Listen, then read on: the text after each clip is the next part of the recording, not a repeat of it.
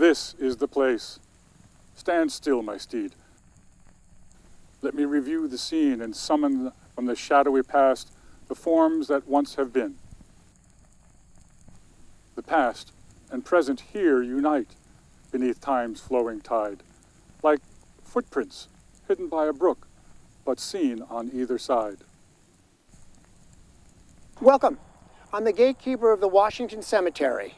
This burial ground was established in 1842 as the final resting place for hundreds of Washington, Connecticut residents over the past 2 centuries.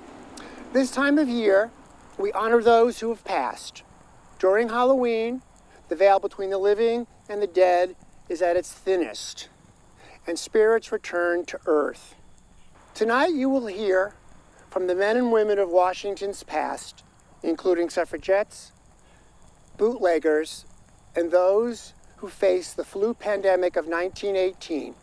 They have returned to tell us their stories, some amusing, some sad, and some tragic.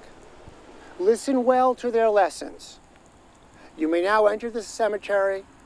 Please follow your tour guide and stay close to the light, because you never know what might be lurking in the darkness.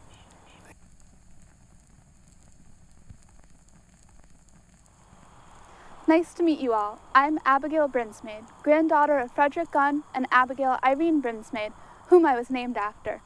I was born in 1896 here in Washington, Connecticut. From a young age, I knew I wanted to help people. Maybe I took after my grandfather, who was an educator, abolitionist, and founder of the gunnery. Did you hear it's now called the Frederick Gunn School? I'm so happy his name and legacy continue to live on. I myself attended the Wickham Rise School and graduated in 1913. Afterwards, I attended Vassar College to study nursing for 4 years.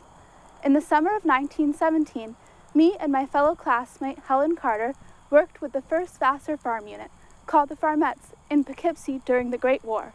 We grew vegetables for the college. Once the summer was over, I went to Philadelphia to begin my training as a nurse at Chestnut Hill Hospital. I could never have predicted just how crucial we healthcare workers would become.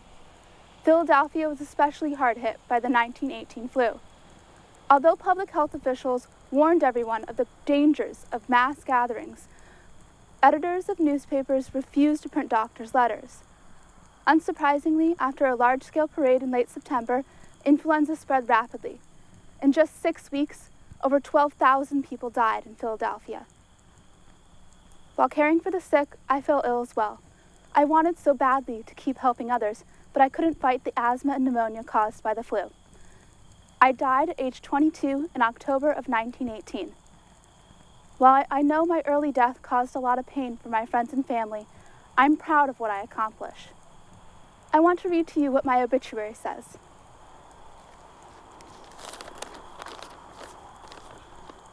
While it is sad to see such a young life go out, yet the thought is impressed upon us at this time that a nurse who dies in the performance of her duty is as truly serving her country as the soldier who dies on the battlefield.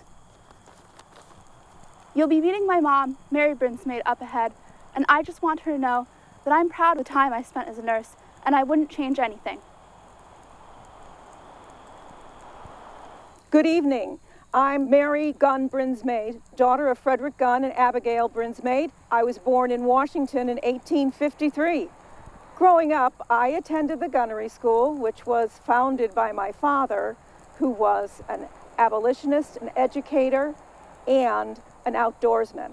It is no wonder to anyone that I developed a few progressive beliefs of my own. Well, thanks to him, I learned the importance of advocating for something you truly believed in. That something for me was women's suffrage. Women's suffrage was the movement to gain women the right to vote. I gave my voice as best I could, and I wrote letters to the newspaper. I would like to read excerpts from a letter that I wrote that was published in the Hartford Courant in July of 1920. As a Republican woman of Connecticut, whose father was, whose husband is a Republican, I wish to express my feeling at this time. In what have we women failed? Have we not loyally given our time and labors unceasing, our voice and whatever of influence we have, our money and our very heart's blood for our country? Is it possible that the men of Connecticut are afraid that the votes of such self-sacrificing women will endanger our beloved country? 29 Republican states have voted for women's suffrage by national action. The Republican National Committee, with practical unanimity, has recommended that Republican states should ratify in time for women to vote this year. Now is the one and only opportunity for the men of Connecticut to thus honor their women. Shall they go down to posterity as having put this slight upon their women? Shall their children confess with shame that their mother's faithful, loyal service was thus disregarded? Are the men of Connecticut willing that when many million women of our country have the ballot already, the women of Connecticut shall be denied? The 19th Amendment that gave women the right to vote was officially ratified months later on August 18th, 1920. The relief, the pride, the excitement, all the assortment of feelings that greeted me as the efforts of a decades-long movement came to fruition washed over me. I am grateful that all the women who have come after me are able to exercise this right as citizens of the United States. Good evening, everybody. My name's William McKay, but you can call me Bill. Some of you even may have heard rumors about me. Well, sit back, get yourselves a real drink, and I'm going to tell you the story about my life during Prohibition here in New Preston. I was born in 1886 in Vermont, but spent most of my life in Connecticut. During World War I, I worked in New Haven for the Winchester Arms Company as a machinist. Shortly after the war, I moved up to Bristol and worked for ND Manufacturing. It was there I met my wife-to-be, Gracie. We were married shortly afterwards and we moved up to New Preston. Now that all the joy stuff's out of the way, stuff you could read about in the census, I'm going to tell you what you want to hear. I owned and operated one of the 6 speakeasies in New Preston during Prohibition. My place was called the Cedar Lodge. It was down on Lake Warramog, where the Washington Town Beach is today. And boy, were we ever popular. In the evenings, we'd have dining and dancing. We were particularly popular with them summer residents. I think they liked the fact that we were right there on the beach, although some of them liked a drop of my liquor too. Because it was Prohibition, we had to hide it, you see. You never guess where we hid it. Some of it was up in the storm drain on Flirtation Avenue. Some more we put up behind the rocks up there at Henry Beeman's fish hatchery. And the last lot we put in burlap sacks and hung it beneath old man Beeman's dock. Oh, with his permission, of course. I had to grease the wheel now and again. You may say I was in a good place. Well, I was, and I was confident. I'd built up my wealth and my reputation. I even had 6 houses hereabouts and stock in the bank. That newspaper, the Herald, even called me out on it, like that was something to be surprised about. They said, down at my lodge, the Cedar Lodge, they said, liquor flowed like water. And that couples let loose doing scandalous things and making disturbing noises. Sounds to me like that reporter that wrote the article. He was just bitter about missing out on all the fun.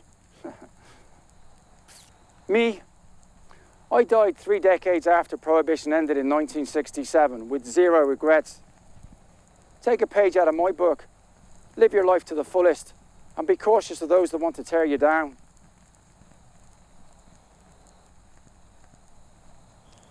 Good evening. My name is Deaconess Mabel Hobart, and I am here to tell you about my time working at the Holiday House here in Washington. The Holiday House operated from 1893 until 1918. It was funded by Edward Hook Van Ingen, a wealthy wool merchant, and designed by Eric Rossiter. The house was a place of respite for working-class girls from New York City.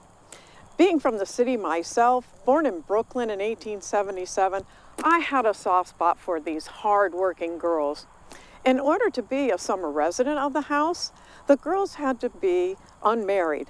They were also members of the Girls Club of the St. Bartholomew Episcopal Church in Manhattan. My role was assistant to Deaconess Ella Taylor. Being a graduate of the New York Training School for Deaconesses, I was prepared for the job. I also held several positions in New York City, including being in charge of the Sunday School Primary Department of the Church of the Incarnation. The purpose of the Holiday House, in Miss Taylor's words, was to develop the home life to its highest ideal. We wanted the girls to nurture good morals and manners, but we also made sure that they enjoyed their vacation with us. Their days were filled with an assortment of activities like croquet, bowling, archery, baseball, or just a calm time reading and crocheting. During the evenings, we hosted games, dances, short plays, or tableau in the ballroom. There were no outside guests, however, and everyone retired by 10 p.m. And if any of our girls was ever found with a boy from town, she'd be sent on the next train home. Essential to the girls' experience were scheduled picnics and walks at Lake Oromog and the Clamshell in Steep Rock Preserve. It was so easy to fall in love with the beautiful natural scenery of Washington. After World War I, the Van Ingens could no longer afford the upkeep of the Holiday House and closed its doors. The girls who worked in the sweatshops would no longer have a chance to get away from their long hours of labor with no laws to guarantee their safety. When the 19th Amendment was ratified in 1920, I hoped that giving women the right to vote would allow these hard-working girls a voice to be able to improve their working conditions. I decided to retire here in 1938 and built a house up on the green. Though I never had children or a husband, I lived with a dear friend of mine, Maria Heckman. She too was from Brooklyn and had been a music teacher and president of the Episcopal Diocese of Long Island. Maria and I, along with the Holiday House, show just how far back the ties are between Washington, Connecticut and New York City.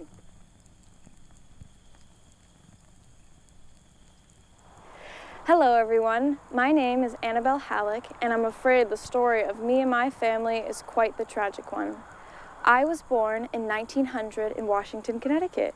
My family owned Halleck Orchards on Calhoun Street. I have the fondest of memories of fresh apples in the fall. Customers would come and pick their own, and we would pick some to sell in bags. In the summer of 1908, we were planning another fun and productive fall until the first tragedy befell us. When my older brother Raymond was out working in the hayfield, a terrible thunderstorm began. So he came inside and sat by an open window. All of a sudden, a flash of lightning struck and the whole room filled with smoke. When the smoke cleared, Mother noticed that Raymond was unconscious. He had been killed.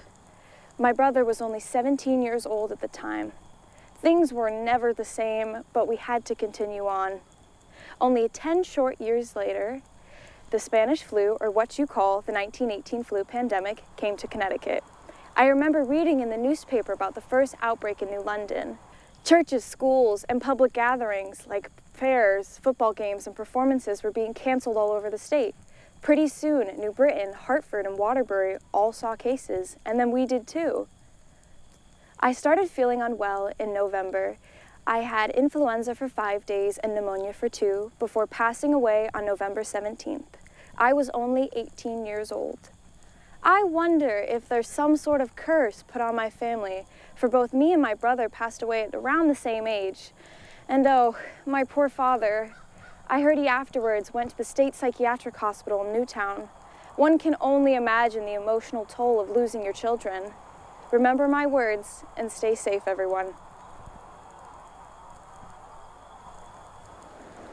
How do you do? My name is Elizabeth Whittlesey, though you can call me Lizzie. And I was born in Washington, Connecticut in 1862.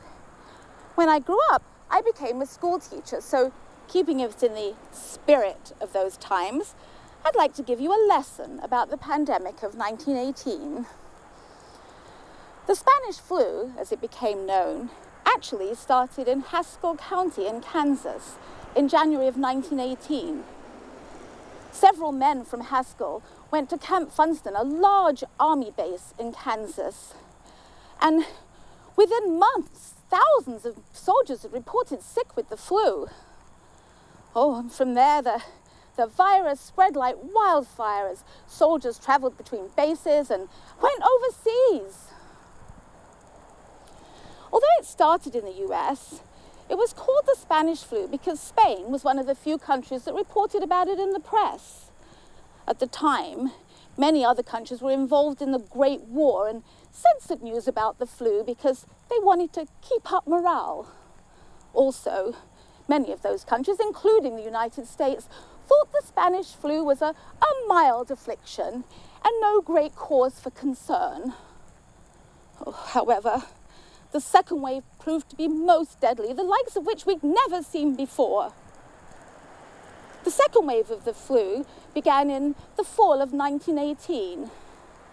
In October alone, over 195,000 people across the country died, including 5,000 in Connecticut. And oh, what frightened us all the most was that nobody seemed safe. Even young, healthy people were dying. At the time, my sister Mary and I were boarders at the Connecticut State Institute for the Insane. I know what you're thinking. You're imagining an overcrowded and unsanitary place with violent and cruel practices, but no. The state hospital was a moral place. It focused on healing rather than punishing people with mental illness. Oh, it was built in the 1860s on beautiful farmland in Middletown, Connecticut. And it focused on all kinds of activities, both inside and outside in nature.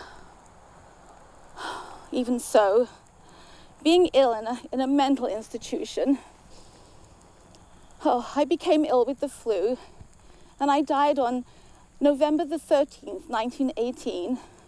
I was 56. I was happy to have my sister with me, at least. Oh, and I have such fond memories of my time here in Washington, including playing the organ at Woodville Church in the early 1900s. Those and happier memories remain with me in the afterlife. Take care, one and all. Hello, folks. My name is Sylvester Cook. I know, Prohibition is long gone. So let me ease up tonight and tell you a little bit about myself. I was born in Colebrook, Connecticut in 1905. I don't remember my dad much. He just run off somewhere and he left us all behind. My mother, well, she sent me to the Gilbert School when she no longer could afford to keep up the family. When I grew older, I worked as a stonemason in New Preston, Connecticut. Matter of fact, I met my first wife, Margaret, while I was working on the job. Well, we had 5 kids, and I wonder now if my firstborn remembers when I used to hide my liquor bottles under the baby's cribs. Well, you see, back then I was also working in the business of being a bootlegger. You know, Prohibition, the time when the government outlawed the manufacture and sale of alcohol. Well, I worked as a moonshiner and I supplied all the speakeasies in town. Matter of fact, you just heard from one of my buyers up ahead, a Mr. McKay. Well, now, I used to make my liquor in the morning and sell it to him in the afternoon. Well, they said I made some pretty powerful poison, and the people that drank my liquor, well, they became insanely drunk. I have to be careful. There are spies all around, and matter of fact, there was a watch point down by Judge Bridges' barn next to Cogwell's Tavern on Christian Street. They even had a direct sight line down to my place on Schwab Road. Someone even put dynamite under my car, but I discovered it before it set off. And thank goodness for those bootleggers in town. Well, they would warn me when their places got raided, so I I had time to prepare. Now Prohibition ended in 1933, and somehow I made it through in one piece. well, eventually I just packed up all my things and headed up to Boston on my own. I guess I became a little bit more like my father now, didn't I? Well, after a while, I started a new family and ended up working in construction in the South End. Oh, now I remember. I remember my final brush with death in 1961. Well, I was just coming out of a cafe when I got assaulted by 3 teenagers. Well, I got a bad brain injury, and eventually I died at home at age 56. Well, I suppose the moral of the story is, don't take your time here for granted. Not if you're a risk taker like me. Gutkeval. My name is Hilma Swanberg. The long version is Hilma Josefina Jansen Carlson Swanberg.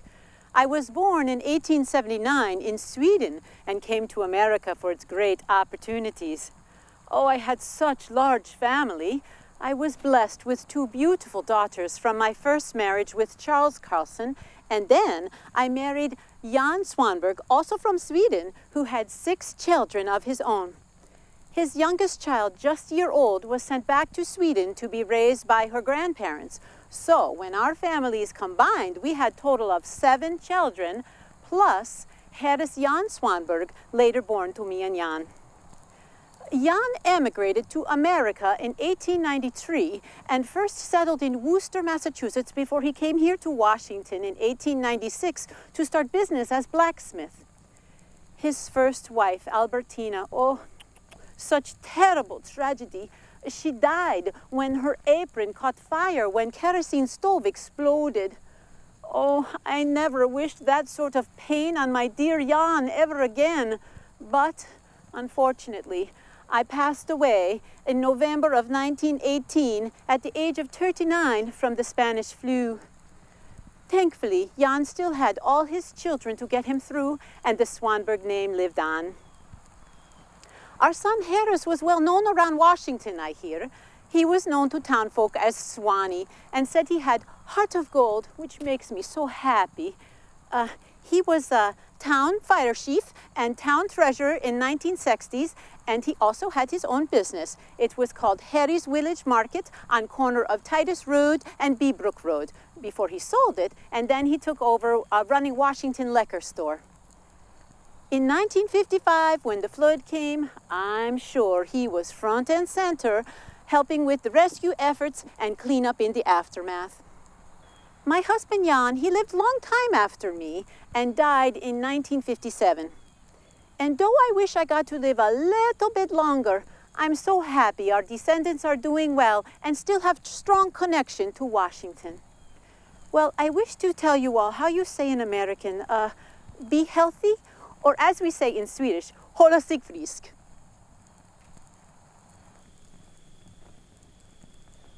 Hello, my name is Frances Hitchcock. I was born here in Litchfield, the next town over, in 1864. But I spent a lot of my time here in Washington at my family's ancestral home that is over on Calhoun Street. I spent so much time here that the gunnery asked me to be the piano teacher for quite a while. I'd like to tell you a little bit about my remarkable parents, who are also here with me, Mary Catherine Brisbane and George Augustus Hitchcock, who were both very early supporters of women's suffrage, very early supporters. My dad, who was a lawyer and a judge, actually became a member of the Connecticut State Legislature in 1862. And eventually he became editor of the Litchfield Inquirer, which he was at the helm for 25 years, starting in 1866. He wrote quite a bit about women's rights, including even publishing a pamphlet called The Legal Disabilities of Married Women. Because you see, when women married, they lost guardianship of their children, they lost their property rights, and they lost their ability to collect even their own wages. My father, of course, took a great deal of ridicule for supporting women's rights, but he was adamant. And he really felt that when women got the right to vote, that they would clean up the political corrupt climate and purify the vote. I was an educator, and I ended up being principal of the Litchfield School for Girls, and I also was an adamant suffragist. I worked with the Washington Club here in Washington, Connecticut, and I also worked with the Equal Franchise League in Litchfield, where I was president. The Connecticut Women's Suffrage Association was very active here in our area, and Mrs. Taylor and I began organizing a march in Hartford, Connecticut at the Bushnell Park in 1914. We garnered over 2,000 people asking for the passage of the 19th Amendment granting women the right to vote. World War I, or was called the Great War then, broke out in 1917, and I, like a lot of women, wanted to serve our country. I went to France in 1917, and I was there till 1919. Unfortunately, when I came home after working with the men there and working on food and medical relief and writing letters home to their families when these soldiers died, unfortunately, we still, here in America, did not want to give women the right to vote. Finally, in August 1920, women were seeing the state of Tennessee give women the right to vote, which was finally ratified by the whole United States in September 1920. I worked my life for suffrage and for the cause of the vote. Millions of women and men also worked trying to get Americans, all Americans, the right to vote. It is now encased in our Constitution. I urge you to vote. Your vote matters. Thank you.